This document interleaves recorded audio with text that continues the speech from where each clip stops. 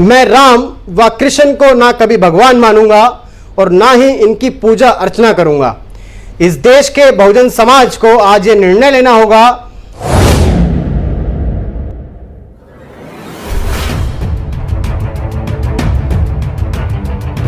सभी साथियों को मेरा सादर जय भीम, नमो बुद्धाय।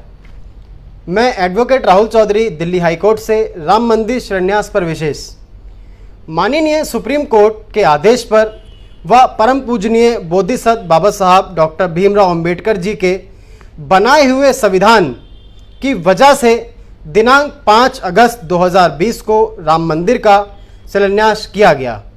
असल में यह मुद्दा किसी मंदिर, मस्जिद व अन्य धार्मिक स्थल का नहीं था। यह मुद्दा ऐतिहासिक दृष्टि से देखा जाए तो यह मुद्दा जुड़ा हुआ था एक बौद्ध स्थल से। बौद्ध अनुयायियों के लिए यह दिन किसी काले दिवस से कम नहीं है।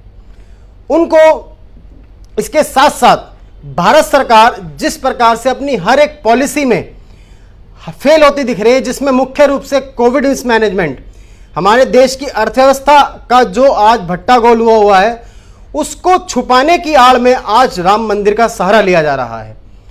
क्योंकि आरएसएस व मनुवादी संगठनों को लगभग 500 साल लग गए इस मंदिर को हासिल करने में, और आज भी उस जगह को हासिल करने के लिए उन्हें छल कपट व झूठ का सहारा लेना पड़ा।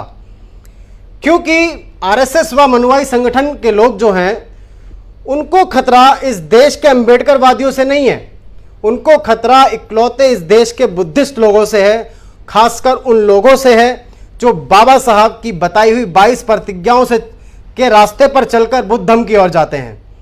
जी, इसके साथ साथ देखिए, मंदिर की आड़ में, क्योंकि मंदिर या किसी भी धार्मिक स्थल से आम लोगों की जिंदगी में कोई अच्छा खासा परिवर्तन नहीं दिखता है कभी भी।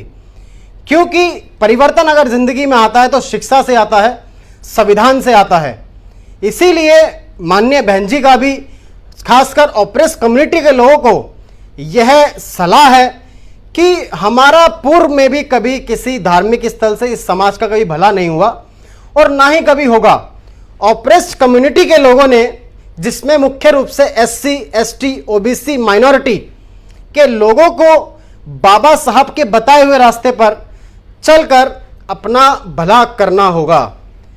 क्योंकि बाबा साहब की 22 प्रतिज्ञाओं में दूसरी प्रतिज्ञा, मैं राम व कृष्ण को ना कभी भगवान मानूंगा और ना ही इनकी पूजा अर्चना करूंगा।